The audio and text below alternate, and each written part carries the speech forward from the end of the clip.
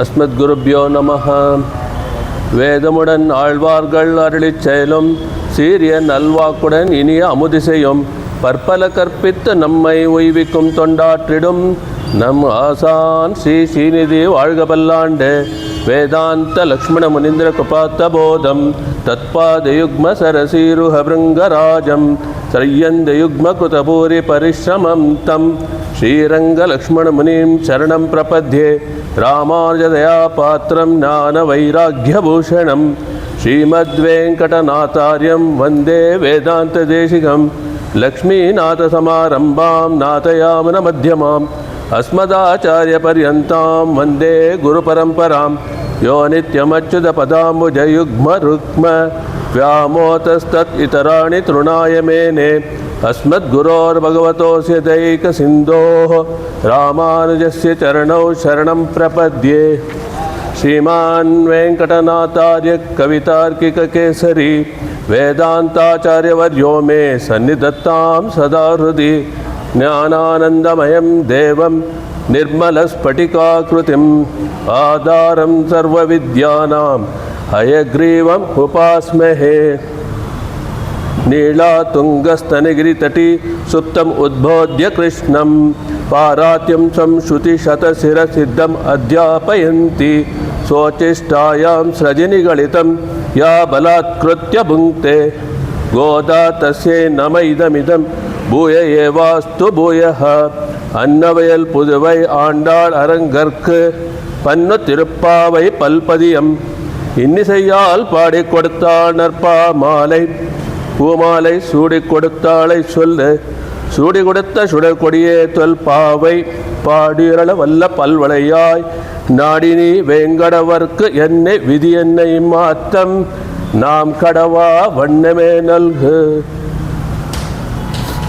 ಶ್ರೀಯಪತಿಯಾದ ಪರಮಾತ್ಮನ ಕೃಪೆಯಿಂದ ನೆನ್ನೆಗೆ ತಿರುಪಾವಿನ ಮೊದಲನೇ ಭಾಗ 5 ಪಾಶುರಗಳನ್ನು ನೋಡಿದೆವು. ಆ ಪಾಶುರಗಳಲ್ಲಿ ಭಗವಂತನ 5 ನೆಲೆಗಳಾದ ಪರ, ವ್ಯೂಹ, ವಿಭವ, ಅರ್ಚೆ ಮತ್ತು ಅಂತರ್ಯಾಮಿ ಈ 5 ನೆಲೆಗಳಲ್ಲಿ ಇದ್ದು ಭಗವಂತ ನಮ್ಮನ್ನು ರಕ್ಷಿಸುತ್ತಾನೆ ಎನ್ನುವುದರ ಬಗ್ಗೆ ನಾವು ತಿಳಿದುಕೊಂಡೆವು. ಮೊದಲನೇ ಪಾಶುರದಲ್ಲಿ ಉಪಾಯ ಹಾಗೂ ಉಪೇಯವನ್ನು ತಿಳಿಸಿ, 2ನೇ ಪಾಶುರದಲ್ಲಿ ಕೃತ್ಯ ಅಕೃತ್ಯ ವಿವೇಕವನ್ನು, 3ನೇ ಪಾಶುರದಲ್ಲಿ ಭಗವಂತ ಅನುಗ್ರಹದಿಂದ ಏರ್ಪಡುವ ಒಳ್ಳೆಯ ಫಲಗಳು, 4ನೇ ಪಾಶುರದಲ್ಲಿ ಭಗವಂತನಿಗೆ ಶರಣಾಗತಿ ಮಾಡಿದರೆ ವರುಣ ಹಾಗೂ ಮತ್ತೆಲ್ಲ ದೇವತೆಗಳ ಅನುಗ್ರಹ ಸಿಕ್ಕುವುದನ್ನು ಹೇಳಿ, 5ನೇ ಪಾಶುರದಲ್ಲಿ ನಾವು ಕರ್ಮಗಳಿಂದ ಬಿಡುಗಡೆ ಹೊಂದಲು ಬೇಕಾದ ಮಾರ್ಗವನ್ನು ಆಂಡಾಳ್ ತಿಳಿಸಿಕೊಟ್ಟಿದ್ದಾಳೆ. ಇವತ್ತಿಂದ 6ನೇ ಪಾಶುರ.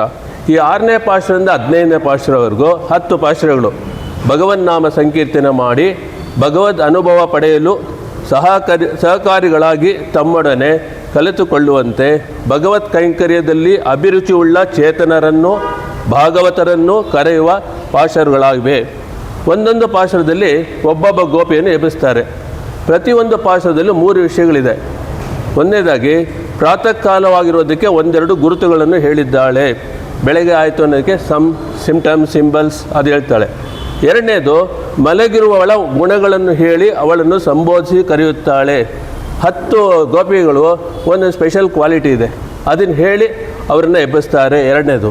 3ನೇದಾಗಿ ಪರಮಾತ್ಮನ, ಮುಖ್ಯವಾಗಿ ಶ್ರೀಕೃಷ್ಣ ಪರಮಾತ್ಮನ ಕೆಲವು ಕಲ್ಯಾಣ ಗುಣಗಳನ್ನು ಹಾಗೂ ಅವನ ದಿವ್ಯ ಲೀಲೆಗಳನ್ನು ಹಾಡಿ ಸ್ತುತಿಸಿದ್ದಾರೆ. ಈ ಪ್ರತಿ ಒಂದೊಂದು ಪಾಶುರದಲ್ಲೂ ಗೋದಾದೇವಿಯು ಮಾನವನ ಹೃದಯದಲ್ಲಿ ಸತ್ವಗುಣ ಹೆಚ್ಚಾವುದಕ್ಕೆ ಬೇಕಾದ ಕೆಲವು ಅಂಶಗಳನ್ನು ತಿಳಿಸಿ ಭಾಗವತರ ಗುಣಗಳನ್ನು ವಿವರಿಸಿ ಪರಮಾತ್ಮನ ಕಲ್ಯಾಣ ಗುಣಗಳನ್ನು ಹಾಡಿ ಸ್ತೋತ್ರ ಮಾಡಿದ್ದಾಳೆ. ಇವತ್ತಿನ 6ನೇ ಪದ್ಯ. ಮೊದಲು 5 ಪದ್ಯಗಳು ತಿರುಪ್ಪಾವೆಗೆ ಒಂದು ಪೀಠಿಕೆ, ಇಂಟ್ರೊಡಕ್ಷನ್ನು. 6ನೇ ಪದ್ಯದಿಂದ ತಿರುಪ್ಪಾವೆಯಲ್ಲಿ ನಾವು ಧರಿಸಿಕೊಳ್ಳಬೇಕಾದಂಥ ಗುಣರತ್ನಗಳನ್ನು ತಿಳಿಸುತ್ತಾ ಮುಂದೆ ಸಾಗುತ್ತಾಳೆ ಆಂಡಾಳ್. புள்ளும் சிலம்பின காண் புள்ளரையன் கோயில் வெள்ளை விழிசெங்கின் பேரறவம் கேட்டிலையோ பிள்ளாய் எழுந்திராய் பேய்முலை நஞ்சுண்டு கள்ள சகடம் கலக்கழிய காலோச்சி வெள்ளத்தரவில் துயிலமர்ந்த வித்தினை உள்ளத்து கொண்டு முனிவர்களும் யோகிகளும் மெல்ல எழுந்து அரியன்ற வேரரவம் உள்ளம் புகழ்ந்து குளிர்ந்தேலோர் ಎಂಬಾವಾಯ್. ಪುಳ್ಳುಂ ಶಿಲಮಿರಕಾನ್ ಪುಳ್ಳರೆಯನ್ ಕೋಯಿಲ್. ಬೆಳಗಾಯಿತು, ಪಕ್ಷಿಗಳು ಕೂಡ ಚಿಲಿಪಿಲಿ ಗುಟ್ಟುತ್ತಾ ಶಬ್ದ ಮಾಡುತ್ತಿವೆ ನೋಡು. ವೆಳ್ಳೈ ವಿಳಿಸಂಗಿನ್ ಪೇರರವಂ ಕೇಟಿಲಯ್ಯೋ. ಪಕ್ಷಿರಾಜನಾದ ಗರುಡನಿಗೆ ಸ್ವಾಮಿಯಾಗಿರುವ ಪರಮಾತ್ಮನ ದೇವಾಲಯದಲ್ಲಿ ಬಿಳಿಯ ಶಂಖದ ಮಹಾನಾದವನ್ನು ಮಾಡುತ್ತಿದ್ದಾರೆ. ಅದು ನಿನಗೆ ಕೇಳುತ್ತಿಲ್ಲವೇ? ಪಿಳ್ಳಾಯ್ எழுந்திராய் பேய்ಮೂಲೆ ನೆಂಜುಂಡೆ.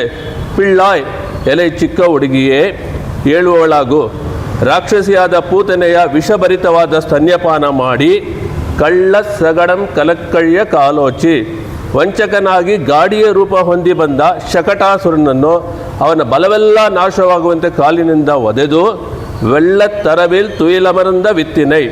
ಕ್ಷೀರಾಬ್ದಿಯಲ್ಲಿ ಆದಿಶೇಷನ ಮೇಲೆ ಮಲಗಿ ಯೋಗ ನಿದ್ರೆಯಲ್ಲಿರುವ ಜಗತ್ಕಾರಣಭೂತನ ಶ್ರೀಮನ್ ನಾರಾಯಣನನ್ನು ಉಳ್ಳತ್ತುಕೊಂಡು ಮುನಿವರ್ಗಳು ಯೋಗಿಗಳು ಮನಸ್ಸಿನಲ್ಲಿ ಧ್ಯಾನ ಮಾಡ್ತಾ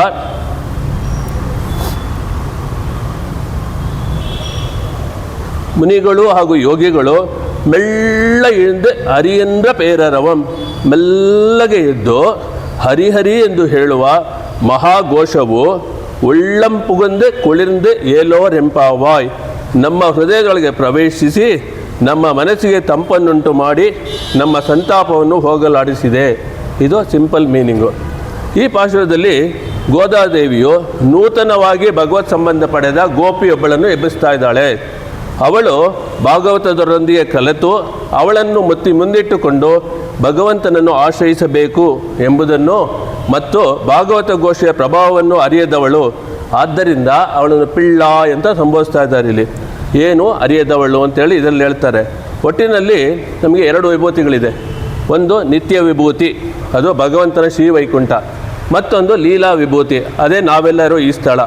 ಈ ಲೀಲಾ ವಿಭೂತಿ ಇದೆಯಲ್ಲ, ಅದು 4 ಭಾಗಗಳಾಗಿ ಸ್ಪಷ್ಟಿಸಲ್ಪಟ್ಟಿದೆ. ಚಾತುರ್ವಣ್ಯಂ ಮಯಾ ಸೃಷ್ಟಂ ಗುಣಕರ್ಮ ವಿಭಾಗ. ಇದು ಭಗವದ್ಗೀತೆ ಶ್ಲೋಕ. ಇದರಲ್ಲಿ ಶ್ರೀಕೃಷ್ಣ ಹೇಳ್ತಾನೆ, 4 ವಿಧಗಳಲ್ಲಿ ನಾನು ಸೃಷ್ಟಿ ಮಾಡ್ತೀನಿ. ಅವರವರ ಕರ್ಮದ ಪ್ರಕಾರ, ಅವರವರದ ಗುಣಗಳ ಪ್ರಕಾರ ನಾನು ಸೃಷ್ಟಿ ಮಾಡ್ತೀನಿ ಅಂತ ಹೇಳ್ತಾನೆ ಶ್ರೀಕೃಷ್ಣ. ದೇವತೆಗಳು, ಸ್ಥಾವರಗಳು, ಜಂಗಮರು ಹಾಗೂ ಮನುಷ್ಯರು ಅಂತ 4 ಭಾಗ. ದೇವತೆಗಳು ಇಂದಿರಾದಿ 30 ಮುಕ್ಕೋಟಿ ದೇವತೆಗಳು, ಬ್ರಹ್ಮ ರುದ್ರ ಇವರೆಲ್ಲ ಸೇರಿ. ಆಮೇಲೆ ಸ್ಥಾವರಗಳು, ಗಿಡ ಮರಗಳು, ಪಕ್ಷಿ ಪಶು ಇವೆಲ್ಲ ಜಂಗಮಗಳು. 4ನೇದಾಗಿ ಮನುಷ್ಯರು. 4 ವಿಧಗಳ ಸೃಷ್ಟಿಯನ್ನು ಪರಮಾತ್ಮ ಮಾಡ್ತಾನೆ. ಅದರಲ್ಲಿ ಮನುಷ್ಯನನ್ನು ಬಿಟ್ಟು ಬಾಕಿ 3 ಸೃಷ್ಟಿಗಳು ತಮ್ಮ ಋತು ಧರ್ಮವನ್ನು ಯಾವುದೇ ಚಾತ್ಯ ವ್ಯತ್ಯಾಸವಿಲ್ಲದೆ ಮಾಡುತ್ತೆ. ಒಂದು ಎಕ್ಸಾಂಪಲ್ಗೆ, ಒಂದು ಪಕ್ಷಿ ದಿನ ಬೆಳಗ್ಗೆ 4 ಗಂಟೆಗೆ ಕೂಗಬೇಕು ಅಂತ ಇದ್ದರೆ ಅದು 4:15ಗೋ ಅಥವಾ 3:45ಗೋ ಕೂಗೋದಿಲ್ಲ. ಸರಿಯಾದ 4 ಗಂಟೆಗೆ ಅದು ಆ ಕೆಲಸ ಮಾಡುತ್ತೆ.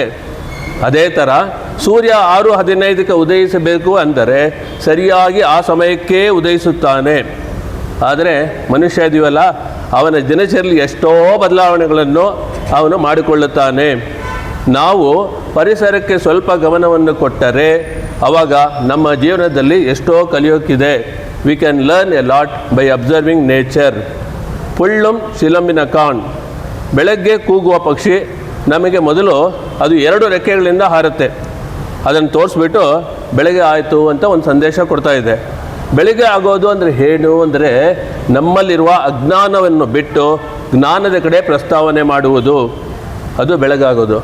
ಪುಳ್ಳುಂ ಶಿಲಂಬ್, ಪುಳ್ ಅಂದರೆ ಪಕ್ಷಿ, ಪುಳ್ಳುಂ ಶಿಲಂಬ್ ಅದು ಕೂಗ್ತಾ ಇದೆ. ಏನಂತ ಹೇಳಿದರೆ, ಬೆಳಗ್ಗೆ ಆಗಿದೆ, ದಯವಿಟ್ಟು ಎದ್ದೇಳಿ, ಅರೈಸ್. ಆ ಪಕ್ಷಿಗೆ 2 ರೆಕ್ಕೆಗಳಿದೆ. ಒಂದು ಜ್ಞಾನ, ಇನ್ನೊಂದು ಅನುಷ್ಠಾನ. ಜ್ಞಾನ ಒಂದೇ ಇದ್ದರೆ ನಾವು ಜೀವನದಲ್ಲಿ ಮೇಲೆ ಬರೋಕ್ಕಾಗಲ್ಲ. ಅನುಷ್ಠಾನ ಒಂದೇ ಇದ್ದು ಜ್ಞಾನ ಇಲ್ಲದಿದ್ದರೆ ಒಂದು ಪಕ್ಷಿ ಥರ ಮೇಲೆ ಹಾರೋಡೋಕ್ಕಾಗಲ್ಲ. 2 ರೆಕ್ಕೆಗಳು ಬೇಕು. ಜ್ಞಾನ ಇಲ್ಲದೆ ಹೋದರೆ ಕಣ್ಣು ಕಾಣಿಸದೇ ಇರೋ ಥರ, ಜ್ಞಾನ ಇದ್ದು ಅನುಷ್ಠಾನ ಇಲ್ಲದೆ ಹೋದರೆ ನಾವು ನಡೆಯೋಕ್ಕಾಗದೇ ಇರೋ ಥರ. ಅದರಿಂದ 2 ಬೇಕು ನಮಗೆ. ಇದು ತುಂಬ ಮುಖ್ಯ. ಜ್ಞಾನ ಅನುಷ್ಠಾನಗಳು 2 ನಮ್ಮ ಜೀವನದಲ್ಲಿ ನಾವು ಏರ್ಪಡಿಸಿಕೊಳ್ಳಬೇಕು. ಜ್ಞಾನವನ್ನು ನಾವು ಅನುಷ್ಠಾನಕ್ಕೆ ತಂದರೇನೇ ನಮಗೆ ಬುದ್ಧಿವಂತಿಕೆ, ಮೆಚೂರಿಟಿ, ವಿಸ್ಡಮ್ ಬೆಳೆಯುತ್ತೆ. ಏನೆಲ್ಲ ಜೀವನದಲ್ಲಿ ನಾವು ಕಲಿತೀವೋ ಅದನ್ನು ಅನುಷ್ಠಾನಕ್ಕೆ ತರಬೇಕು. Whatever we learn has to be applied in our daily life. ಇದನ್ನು ಒಂದು ಪಕ್ಷಿ ತೋರಿಸಿಕೊಡುತ್ತೆ. ಪುಳ್ ಅರೈನ್ ಕೋಯಿಲ್. ಪುಳ್ ಅರೈ ಅಂತ ಹೇಳಿದರೆ ಗರುಡ ಪಕ್ಷಿ. ಗರುಡ ಪಕ್ಷಿಯನ್ನು ವಾಹನವಾಗಿ ಇಟ್ಟುಕೊಂಡಿರುವ ಭಗವಂತನ ದೇವಸ್ಥಾನ. ಗರುಡ ಪಕ್ಷಿಯ ಉದಾಹರಣೆಯನ್ನು ಇಲ್ಲಿ ಕೊಡ್ತಾರೆ. ಗರುಡ ಸದಾ ಸರ್ವಕಾಲ ಭಗವಂತನನ್ನೇ ದರ್ಶನ ಮಾಡ್ತಾನೆ. ಯಾವುದೋ ಒಂದು ದೇವಸ್ಥಾನಕ್ಕೆ ಹೋದರೆ ಹೋಗಿದ ತಕ್ಷಣ ಮೊದಲು ಕಾಣೋದು ದೇವರು. ದೇವರಿಗೆ ಎದುರುಗಡೆ ಇರೋದು ಗರುಡ ಆಳ್ವಾರ್ ಅಂತೇಳಿ ಗರುಡ ಇರ್ತಾರೆ. ಅವ್ರು ಯಾವಾಗಲೂ ದರ್ಶನ ಮಾಡ್ತಾನೆ. 365 ಡೇಸ್ ದೇವ್ರನ್ನ ದರ್ಶನ ಮಾಡೋದ್ರಿಂದ ಅವನ ಒಳಗಡೆ ಸಾತ್ವಿಕತೆಯನ್ನು ಬೆಳೆಸಿಕೊಳ್ಳುತ್ತಾನೆ. ವೇದವನ್ನೇ ಅವನ ಶರೀರವಾಗಿ ಮಾಡಿಕೊಂಡು ವೇದದಲ್ಲೇ ಇದ್ದು ಭಗವಂತನಿಗೆ ದರ್ಪಣ ಕನ್ನಡಿಯಾಗಿರುತ್ತಾನೆ. ಪರಮಾತ್ಮ ಸ್ಕಾಂದ ಪುರಾಣದಲ್ಲಿ ಹೇಳ್ತಾನೆ, ಯಾರು ನನ್ನ ಭಕ್ತಿ ಮಾಡ್ತಾನೋ ಅವನಲ್ಲಿ ನಾನು ವಾಸ್ತವಾಗಿದ್ದೀನಿ, ಅವನಲ್ಲಿ ನನ್ನನ್ನೇ ನಾನು ನೋಡ್ಕೊಳ್ತೀನಿ ಅಂತ. ಅದೇ ಥರ ವೇದ ಪುರುಷನಾಗಿರುವಂಥ ವಿಷ್ಣು ವಾಹನನಾದ ಪನ್ನಗ ನರ್ತನನಾದ ಗರುಡನಲ್ಲಿ ಪರಮಾತ್ಮ ಅವನನ್ನೇ ನೋಡ್ಕೊಳ್ತಾನೆ. ತುಂಬ ಮುಖ್ಯವಾದಂಥ ತತ್ವ ಇದು. God has to see his reflection in all of us. ಅದನ್ನು ನಾವು ಏರ್ಪಡಿಸಿಕೊಳ್ಳಬೇಕು ಅಂದರೆ ಮನಃಶುದ್ಧಿಯನ್ನು ಮಾಡಿ ಮನಸ್ಸನ್ನು ದರ್ಪಣವಾಗಿ ಮಾಡ್ಕೋಬೇಕು. ಗರುಡ ನಮಗೆ ಈ ತತ್ವವನ್ನು ತೋರಿಸಿಕೊಡ್ತಾನೆ. ಮನಸ್ಸಿನಲ್ಲಿ ಶುದ್ಧಿಯನ್ನು ಏರ್ಪಡಿಸಿಕೊಳ್ಳಬೇಕು, ಮನಸ್ಸನ್ನು ದರ್ಪಣವಾಗಿ ಮಾಡ್ಕೋಬೇಕು. ಹೇಗೆಂದರೆ ನಾವು ಸಾತ್ವಿಕತೆಯನ್ನು ಬೆಳೆಸಿಕೊಳ್ಳಬೇಕು. ಹೇಗೆ ಗರುಡ ಭಗವಂತನಾಗಿ ವಾಹನವಾಗಿರುತ್ತಾನೋ ಆ ಭಗವಂತನ ಉಪಸ್ಥಿತಿ ನಮ್ಮೊಳಗಡೆ ಇದ್ದು ಅದನ್ನು ನಾವು 4ನೇ ಪಾಶುರದ ಆಳಿಮಳೆ ಕಣ್ಣ ಪದ್ಯದಲ್ಲಿ ಅಂತರ್ಯಾಮಿಗೆ ಭಗವಂತ ಇದ್ದಾನೆ ಎಲ್ಲರ ಹತ್ರ ಅಂತೇಳಿ ನಾವು ಆಲ್ರೆಡಿ ನೋಡಿದ್ದೇವೆ. ನಾವು ಎಲ್ಲೆಲ್ಲಿ ಹೋಗ್ತೀವೋ ಅಲ್ಲೆಲ್ಲ ನಮ್ಮ ಹೃದಯ ಪುಂಡರೀಕದಲ್ಲಿ ಕುಳಿತುಕೊಂಡು ಭಗವಂತ ನಮ್ಮ ಜೊತೆಯೇ ಬರ್ತಾನೆ. ಗರುಡ ಹೆಂಗೆ ವಿಷ್ಣು ವಾಹನನೋ ಅದೇ ಥರ ನಾವು ಭಗವಂತನ ವಾಹನದ ಪ್ರತೀಕವಾಗಿ ಇರಬೇಕು ಅಂತ ತಾತ್ಪರ್ಯ. ಪುಳ್ಳರಯ್ಯನ್ ಕೋಯಿಲ್. ಕೋಯಿಲ್ ಅಂದರೆ ಅರ್ಚೆ ರೂಪೆಯಾಗಿರುವ ಪರಮಾತ್ಮನ ದೇವಸ್ಥಾನ.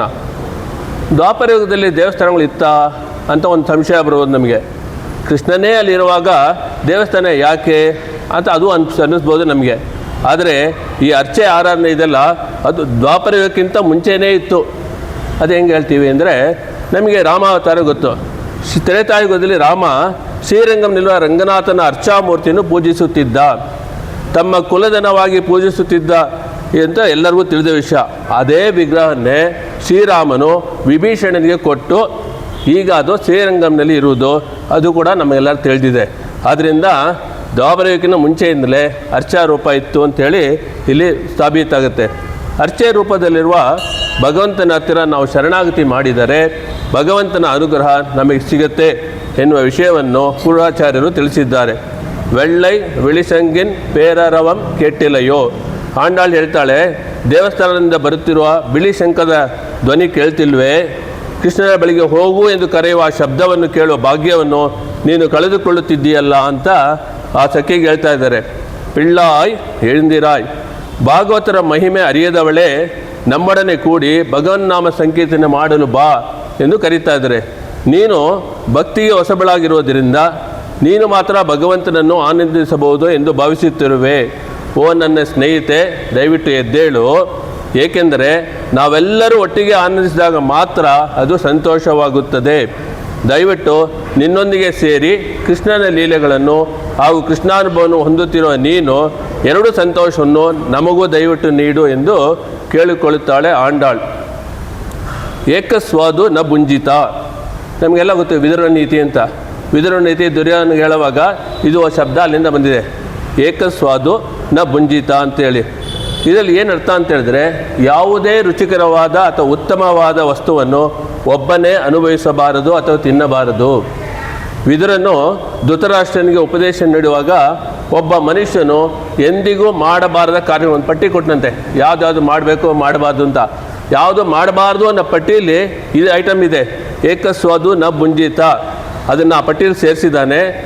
ಫಾರ್ ಎಕ್ಸಾಂಪಲ್, ಮನೆಯಲ್ಲಿ ಒಂದು ಸಿಹಿ ತಿಂಡಿ ಅಥವಾ ಯಾವುದೇ ಉತ್ತಮ ಭೋಜನವಿದ್ದಾಗ ಅದನ್ನು ಕುಟುಂಬದ ಸದಸ್ಯರು, ಮಕ್ಕಳು ಅಥವಾ ಆಶ್ರಿತರೊಂದಿಗೆ ಹಂಚಿಕೊಂಡು ತಿನ್ನಬೇಕು. ಕೇವಲ ಆಹಾರ ಮಾತ್ರವಲ್ಲದೆ ಯಾವುದೇ ಸುಖ ಅಥವಾ ಸಂಪತ್ತನ್ನು ಇತರರೊಂದೇ ಹಂಚಿಕೊಳ್ಳುವುದು ಧರ್ಮ ಎಂದು ಇದು ಕಲಿಸ್ತಾ ಇದೆ ನಮಗೆ.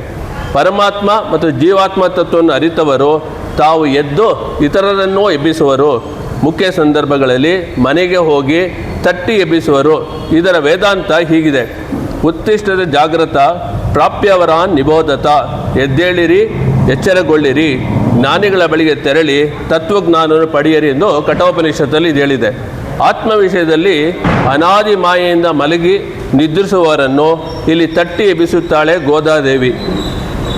ಪೇಯ್ ಮುಲೆ ನಂಜಂಡೆ ಕಳ್ಳ ಸಗಡಂ ಕಲಕ್ಕಳ್ಯ ಕಾಲೋಚಿ.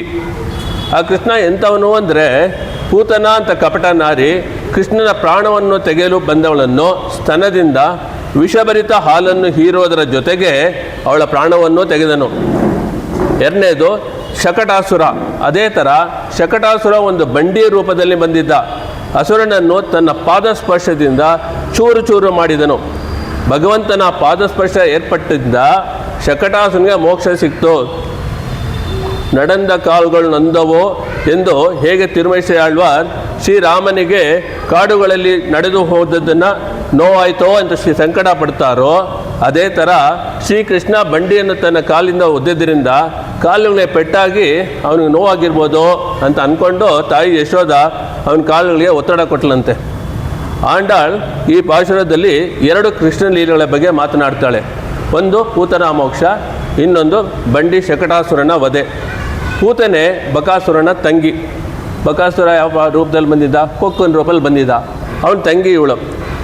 ಅವಳ ತಂಗಿ ಅನ್ನೋದು ಶ್ರೀಮದ್ ಭಾಗವತದಲ್ಲೇ ಉಲ್ಲೇಖ ಇದೆ. ಅವಳು ಏನು ಮಾಡಿದ್ಲಂತೆ, ಮಥುರೆಯಿಂದ ಆಯಪಾಡಿಗೆ ಬರಬೇಕಾಯ್ತು, ಬೇಗನೆ ಬರಬೇಕು ಅಂತ ಏನು ಮಾಡಿದ್ದಾಳೆ, ಅವಳು ಕೊಕ್ಕನ ರೂಪದಲ್ಲಿ ಫಾಸ್ಟಾಗಿ ಬಂದು ಇಲ್ಲಿ ಇಳಿದ್ಬಿಟ್ಲು. ಆಯಪಾಡಿಗೆ ಬಂದುಬಿಟ್ಲು. ಬಂದಿದ್ದ ತಕ್ಷಣ ಏನು ಮಾಡಿದ್ಲು, ಅವಳು ವೇಷ ಬದಲಾಯಿಸ್ಕೊಂಡ್ಲು. ಯಾವ ಥರ? ತಾಯಿ ಯಶೋದ ಥರ ವೇಷವನ್ನೇ ಧರಿಸ್ಕೊಂಡ್ಬಿಟ್ಟು ಅವಳು ಏನಪ್ಪ ಅದಾಗತ್ತಾ ಅಂದರೆ, ರಾಕ್ಷಸಿಯಾಗಿದ್ದರಿಂದ ಯಾವ ವೇಷವನ್ನಾದರೂ ಯಾವ ವೇಷ ಬೇಕೋ ಆ ವೇಷನ ಹಾಕ್ಕೊಳ್ಳೋ ಶಕ್ತಿ ಪೂತನೆಯಲ್ಲಿತ್ತು.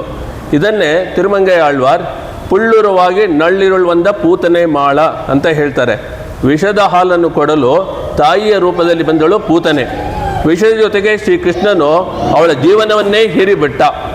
ಪೂತನ ಕೃಷ್ಣನನ್ನು ಕೊಲ್ಲಲು ಬಂದಿದ್ದರೂ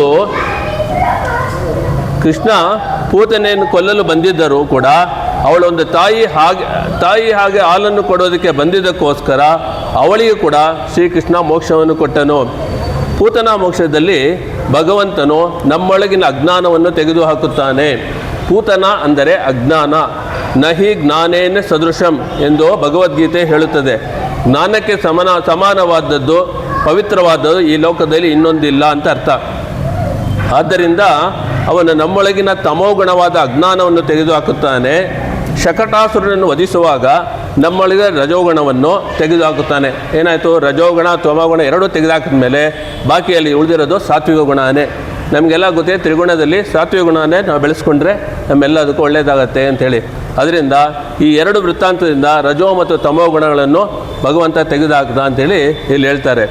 ಕೃಷ್ಣಾವತಾರದಲ್ಲಿ ಬರುವ ಒಂದೊಂದು ರಾಕ್ಷಸರಲ್ಲೂ ಒಂದೊಂದು ಕೆಟ್ಟ ಗುಣ ಹೆಚ್ಚಾಗಿತ್ತು. ಅದನ್ನು ನಾವು ನಮ್ಮ ಜೀವನದಲ್ಲಿ ಅಳವಡಿಸಿಕೊಳ್ಳಬಾರದೆಂದು ನಮಗೆ ಕೃಷ್ಣ ಸಂಹಾರ ಮಾಡಿ ಅವನ ಲೀಲೆಗಳಾಗಿ ತೋರ್ಪಡಿಸಿದ್ದಾನೆ. ಕುಲಶೇಖರ ಆಳ್ವಾರ್ ಅವರ ಚರಿತ್ರೆಯಲ್ಲಿ ಒಂದು ಘಟನೆಯನ್ನು ತಿಳಿಸ್ತಾರೆ.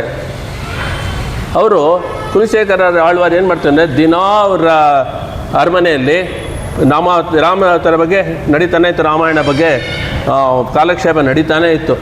ಅದರಲ್ಲಿ ನಡೀತಾರೋ ಒಂದೇನ ಏನಾಯಿತು, ಏನು ವೃತ್ತಾಂತ ಬಂತು ಅಂತ ಹೇಳಿದ್ರೆ, ರಾಮ ತಾನು ಒಬ್ಬನೇ ಇದ್ದುಕೊಂಡು ಕರ ಮತ್ತು ದೂಷಣರ ಜೊತೆಗಿರುವ 14,000 ರಾಕ್ಷಸನ್ನು ಎದುರಾಗ್ತಾ ಇದ್ದ ರಾಮ.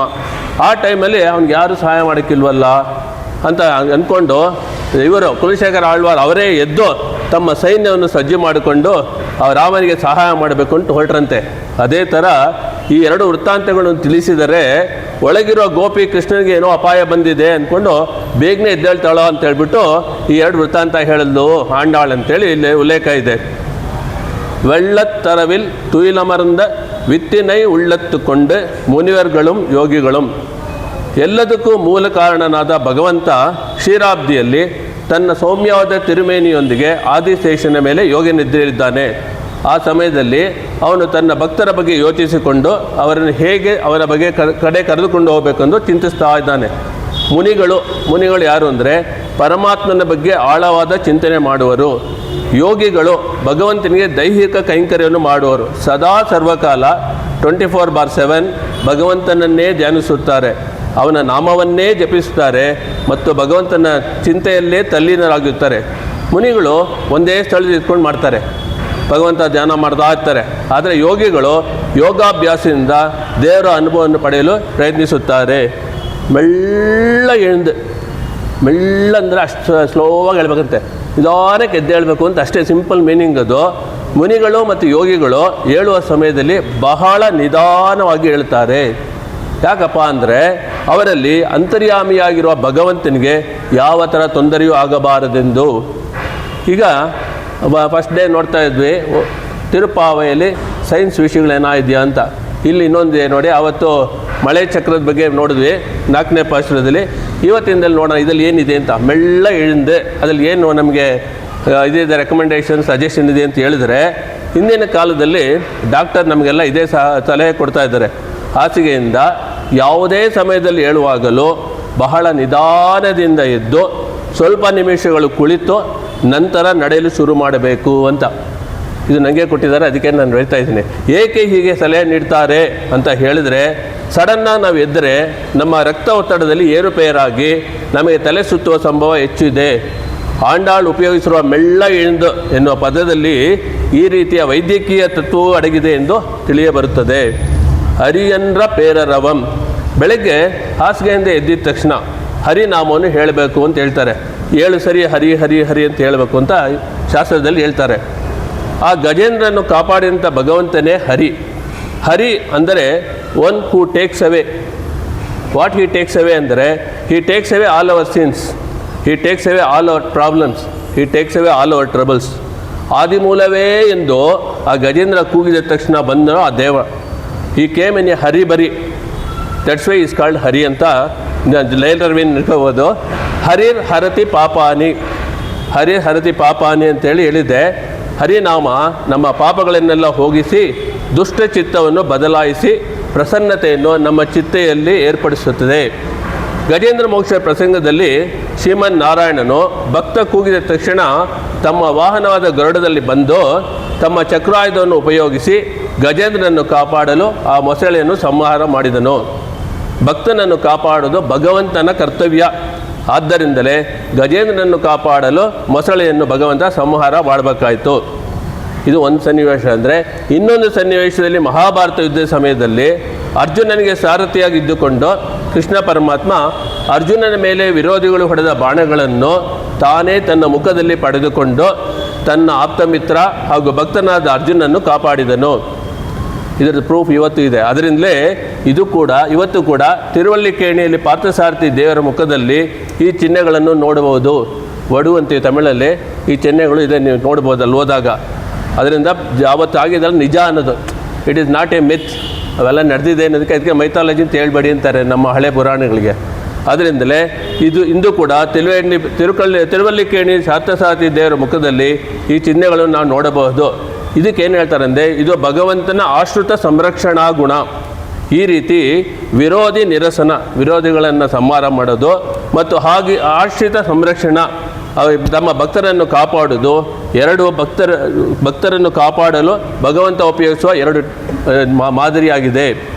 ಈ ಥರ ಹರಿ ಹರಿ ಎಂದು ಘೋಷಿಸುತ್ತಾ ಮುನಿಯರುಗಳು ಯೋಗಿಗಳು ದೇವಸ್ಥಾನಕ್ಕೆ ಹೋಗುತ್ತಿರುವುದು ನಿನಗೆ ಕೇಳಿಸುತ್ತಿಲ್ಲವೇ? ಉಳ್ಳಂ ಪುಗುಂದು ಕುಳಿರ್ந்து ಏಲೋರ್ ಎಂಪಾವಾಯ್. ನಮ್ಮನ್ನು ಉದ್ಧಾರದ ಕಡೆಗೆ ಕೈ ಹಿಡಿದುಕೊಂಡು ಹೋಗುವಂತಹ ಪರಮಾತ್ಮ ನಮಗೆ ಫಲವನ್ನು ಅನುಗ್ರಹ ಮಾಡುವಂತಹ ಆ ಕಲ್ಪವೃಕ್ಷ ನಮ್ಮ ಒಳಗಡೆ ವಾಸ ಮಾಡಿ ನಮಗೆ ತಂಪನ್ನು ಉಂಟು ಮಾಡುತ್ತಾನೆ. ನಾವು ಯಾವಾಗಲೂ ನಮ್ಮ ಜೀವನದಲ್ಲಿ ತಾಪತ್ರಯ ಯೋಚನೆ ಇರ್ತೀವಿ. ತಾಪತ್ರಯ ಅಂದರೆ ಏನು ಅಂತ ನೋಡೋಣ. ಒಳಗಡೆ ತಂಪು ಉಂಟು ಮಾಡಿದ್ರೆ ತಾಪತ್ರಯ ಹೋಗ್ಬಿಡುತ್ತೆ. ತಾಪತ್ರಯ, ತಾಪ ಅಂದರೆ ಹೀಟು, ತ್ರಯ ಅಂತ ಹೇಳಿದ್ರೆ 3. ಏನು 3 ಥರ ತಾಪಗಳಿದೆ ಅಂದರೆ, ಆಧ್ಯಾತ್ಮಿಕ ತಾಪ, ಆದಿಭೌತಿಕ ತಾಪ ಮತ್ತು ಆದಿದೈವಿಕ ತಾಪ ಅಂತ 3 ಥರ ತಾಪಗಳಿದೆ. ಆಧ್ಯಾತ್ಮಿಕ ತಾಪ ಯಾವುದು ಅಂದರೆ, ನಮ್ಮ ದೇಹದ ಒಳಗೆ ಉಂಟಾಗುವ ತೊಂದರೆಗಳು, ಅನಾರೋಗ್ಯ, ಹಸಿವು, ಇವೆಲ್ಲ ಆಧ್ಯಾತ್ಮಿಕ ತಾಪಗಳು. ಆದಿಭೌತಿಕ, ಬೇರೆ ಜೀವಗಳಿಂದ ಉಂಟಾಗುವ ತೊಂದರೆಗಳು, ದುಃಖಗಳು. ಉದಾಹರಣೆಗೆ ಶತ್ರುಗಳ ತೊಂದರೆ, ಪ್ರಾಣಿಗಳ ದಾಳಿ, ಇವೆಲ್ಲ ಆದಿಭೌತಿಕ. ಆದಿದೈವಿಕ ಅಂದರೆ ದೈವಿಕ ಶಕ್ತಿಗಳಿಂದ ಅಥವಾ ಅನಿರೀಕ್ಷಿತ ಘಟನೆಗಳಿಂದ ಉಂಟಾಗುವ ತೊಂದರೆಗಳು. ನೈಸರ್ಗಿಕ ವಿಕೋಪಗಳು ಅಂತಾರೆ, ಹಂಗಂದರೆ ನ್ಯಾಚುರಲ್ ಡಿಸಾಸ್ಟರ್ಸ್. ಅನಪೇಕ್ಷಿತ ಹವಾಮಾನ, ಭೂಕಂಪಗಳು, ಲೇಟೆಸ್ಟ್ ಲಿಸ್ಟಲ್ಲಿ ಕರೋನಾ ವೈರಸ್ಸು, ಪ್ರವಾಹಗಳು, ಕಾಡಿನ ಬೆಂಕಿ, ಯುದ್ಧ, ಇವೆಲ್ಲ ಆದಿ ದೈವಿಕ. ಈ 3 ತಾಪಗಳಿಂದ ನಾವು ತುಂಬ ಕಷ್ಟಪಡ್ತಾ ಇರ್ತೀವಿ. ಆ ಕಷ್ಟಗಳನ್ನೆಲ್ಲ ಹೋಗಿಸಿ ನಮಗೆ ತಂಪನ್ನು ಉಂಟು ಮಾಡುತ್ತಾನೆ ಭಗವಂತ. ಉಳ್ಳಂ ಪುಗಂದು ಕುಳಿರ್ದೆ, ನೆಮ್ಮದಿಯನ್ನು ಆ ಪರಮಾತ್ಮ ಕೊಡ್ತಾನೆ ಅನ್ನುವಂಥ ಅದ್ಭುತ ವಿಷಯವನ್ನು ಇವತ್ತಿನ ಪದ್ಯದಲ್ಲಿ ಆಂಡಾಳ್ ನಮಗೆ ಅನುಗ್ರಹ ಮಾಡಿದ್ದಾಳೆ. ಅವೆಲ್ಲ ನಮ್ಮ ಮನಸ್ಸಿನೊಳಗೆ ಮಂಗಳಕಾರದ ಶಬ್ದವನ್ನು ಉಂಟು ಮಾಡುತ್ತದೆ ಎಂದು ಆಂಡಾಳ್ ಸಖಿಗೆ ಹೇಳ್ತಾಳೆ. ನಾವೆಲ್ಲ ಆ ಮಂಗಳಕರ ಶಬ್ದವನ್ನು ಕೇಳ್ಕೊಂಡು ಆಗಲೇ ಎದ್ದಿದ್ದೇವೆ, ನೀನು ಇನ್ನೂ ಎದ್ದಿಲ್ವೇ ಅಂತ ಆ ಸಖಿಗೆ ಹೇಳಿ ನಮ್ಮೆಲ್ಲರಿಗೂ ಸಹ ಒಂದು ತತ್ವವನ್ನು ತಿಳಿಸಿದ್ದಾಳೆ. ಇನ್ನೊಂದು ಏನು ಅಂದರೆ, ಎಬ್ಬಿಸೋದು ಅಂತ 10 ಇದೆ ಅಂತ ಹೇಳೋಲ್ಲ, ಅದರಲ್ಲಿ 10 ಥರ ಎಬ್ಬಿಸೋದಿದೆ ಅಂತ ಹೇಳ್ತಾರೆ. ಬೆಳಗಾಯಿತು ಅಂತ ಹೇಳೋದಕ್ಕೆ 10 ಟೈಪ್ಸ್ ಇದೆ ಎಬ್ಬಿಸೋದಕ್ಕೆ ಅಂತ ಹೇಳ್ತಾರೆ. ಬೆಳಗಾಯಿತು ಅಂತ ಹೇಳಿ ಎಬ್ಬಿಸುವ ಕ್ರಮ by intimation of the Don ಈ ಪದ್ಯದಲ್ಲಿ ಇದೆ. ನೀನು ನಿದ್ರಿಸಿದರೆ ಅವನು ಬಿಟ್ಟಾನೆ.